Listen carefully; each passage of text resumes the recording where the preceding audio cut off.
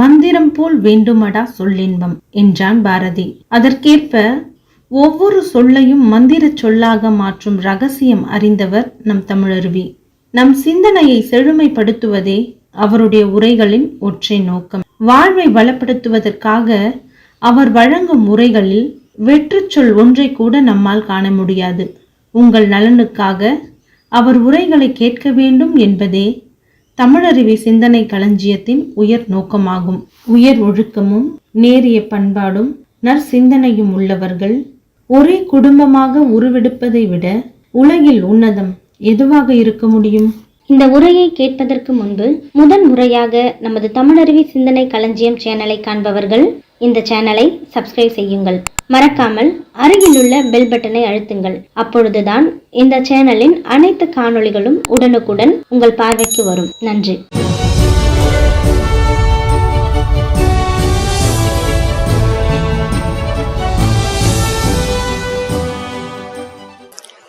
நண்பர்களே, நம்மிடம் ஒரு குறை இருக்கிறது.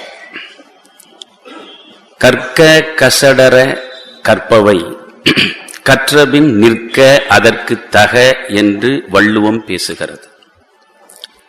நாம் பலவற்றை கற்கிறோம், ஆனால் கற்றபடி நிற்க மட்டும் மறுக்கிறோம்.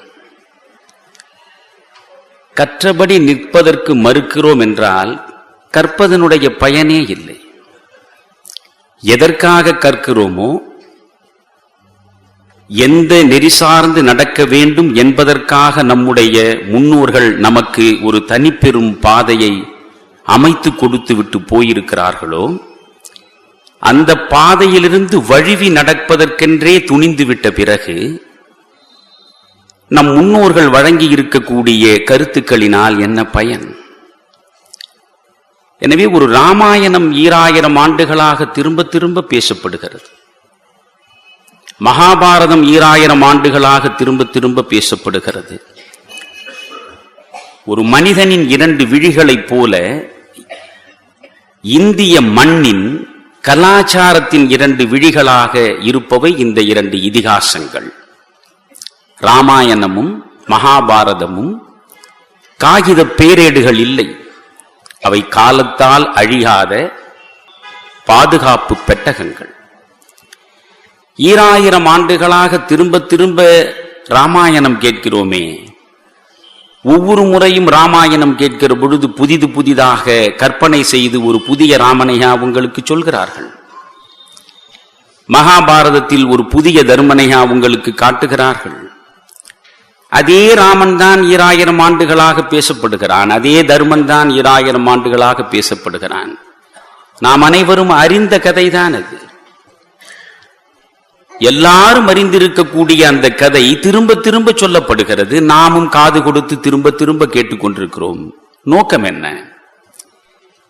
மண்ணாசையிலே இருந்து மனிதர்கள் விடுபட வேண்டும் என்பதை வலியுறுத்துவது மகாபாரதத்தின் நோக்கமாகவும், பெண்ணாசையிலே இருந்து மனிதன் விடுபட்டு விலகி நிற்க வேண்டும் என்று அறிவுறுத்துவது ராமாயணத்தின் நோக்கமாகவும் இருப்பதனாலேதான் ஒரு மனிதனை அழிவின் விளிம்பிலே கொண்டு போய் நிறுத்தக்கூடிய மிக மோசமான ஆசைகள் மண்ணாசையும் பெண்ணாசையும் என்பதனால் இந்த 2 உங்களை விடுவிக்க வேண்டும் என்பதற்காகத்தான் இந்த 2 இதிகாசங்களும் 2000 ஆண்டுகளாக உங்களிடம் திரும்ப திரும்ப சொல்லப்படுகின்றன. ஆனால் எனக்குள்ள வருத்தம், ராமாயணம் கேட்கக்கூடிய எத்தனை பேர் பெண்ணாசையிலே இருந்து விடுபட்டு நிற்கிறோம்? மகாபாரதம் கேட்கக்கூடிய மனிதர்களில் எத்தனை பேர் மண்ணாசையிலே இருந்து விடுபட்டிருக்கிறோம்? அண்ணனுக்கும் தம்பிக்கும் இடையே சொத்து பிரிப்பதில் பிரச்சனைகள் வந்து சேர்ந்தால் அதில் இரத்த ஆறுதான் ஓடும் என்பதை மகாபாரதம் நமக்கு சொல்கிறதே. கௌரவர்கள் 100 பேரும் அழிந்ததைத்தானே மகாபாரதம் பேசுகிறது. 5 பேர் இருப்பதற்கு 5 கிராமங்களையாவது கொடு என்று கண்ணன் தூதாக வந்து கனிவோடு கேட்கிற பொழுதும் ஆணவத்தோடு மறுக்கக்கூடிய துரியோதனன் ஊசி நிலம் கூட தர முடியாது என்று சகோதரர்களுக்கு உரிய பங்கை தருவதற்கு மறுத்ததன் விளைவு 100 பேரும் உயிர் இழந்ததை, இரத்த ஆறு ஓடியதை நாம் பாரதத்தில் படித்துவிட்டுத்தான் வரப்பு தகராறில் நீதிமன்றத்திலே போய் இன்றும் நின்று கொண்டிருக்கிறோம். அப்படியானால் பாரதம் படிப்பதனால் என்ன பயன்? முக்கோடி வாழ்நாளும் உயர்ந்துடைய பெருந்தவமும் எக்கோடி யாராலும் வெலப்படா எனக் கொடுத்த வரமும் ஏனை திக்கோடும் செருக்கடந்த புயவலியும் கொண்ட தசமுகன் ராவணன். அவ்வளவு அளப்பரிய ஆற்றல் பெற்ற ராவணன் பிறன்மனை நயந்தான் என்ற ஒரு காரணத்தினால் எவ்வளவு பெரிய அழிவையும் இழிவையும் அவன் அடைந்தான் என்பதை ராமாயணம் பேசுகிறதே. இன்றைக்கு புலன் நுகர்வின் அடிப்படையில் தானே மனிதன் சென்று கொண்டிருக்கிறான். இந்த வர்த்தக கலாச்சாரம், குளோபலைசேஷன், பிரைவேடைசேஷன், லிபரலைசேஷன் என்று பேசிக் கொண்டிருக்கிறோமே, இந்த தனியார் மயமாக்கல், தாராளமயமாக்கல், உலகமயமாக்கல் என்று பொருளாதார சிறகு பூட்டி பறந்து கொண்டிருக்கிறோமே, எங்கே நாம் சென்று கொண்டிருக்கிறோம்? இந்த தேசத்தில் பொருளாதார வளர்ச்சி விகிதம் உயர்ந்திருக்கிறது என்று பெருமிதம் கொள்கிறோம். ஆனால் நான் என்ன நினைக்கிறேன், பொருளாதாரத்தில் வேகமாக வளர்ந்து கொண்டிருக்கக்கூடிய இந்த மண்ணில் மனிதர்கள் பண்பாட்டு துறையில் மிக வேகமாக சரிந்து விழுந்து கொண்டிருக்கிறார்களே. When wealth accumulates, men decay என்று கோல்ட்ஸ்மித் பேசுவார். எங்கே செல்வம் குவிகிறதோ அங்கே பண்பாடு சீரழியும். இது வரலாற்று ரீதியான உண்மை. குண்டூசி அளவுக்கு இருந்த ரோம் உலக பெரும் சாம்ராஜ்யமாக உருவெடுத்தது வீரத்தின் அடிப்படையில்.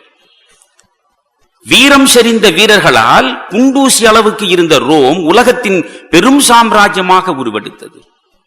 எவ்வளவு வேகமாக அது பெரிய சாம்ராஜ்யமாக உருவெடுத்ததோ அதைவிட வேகமாக அது விழுந்தது. காரணம் என்ன? அடிமைப்படுத்திய நாடுகளில் இருந்த செல்வம் அனைத்தையும் கொள்ளையடித்துக் கொண்டு வந்து ரோமாபுரியில் குவித்ததனுடைய விளைவு, அந்த செல்வத்தை அனுபவிக்க வேண்டும் என்கின்ற இன்ப நுகர்வு, வீரம் பறிபோனது. நண்பர்களே, வீரம் பறிபோனது. இழிந்த காமம், எல்லா இன்பங்களையும் அனுபவிக்க வேண்டும் என்கின்ற புலன் சார்ந்த வெறி வளர்ந்தது. விளைவு, ரோம சாம்ராஜ்யம் வீழ்ந்தது. மனிதன் எப்பொழுதும் ஒன்று புரிந்து கொள்ளுங்கள், இன்ப நாட்டமும் பொருள் தேட்டமும் தான் வாழ்க்கை என்ற புரிதலோடு வாழ்பவர்கள் உண்மையாக வாழ்பவர்கள் இல்லை.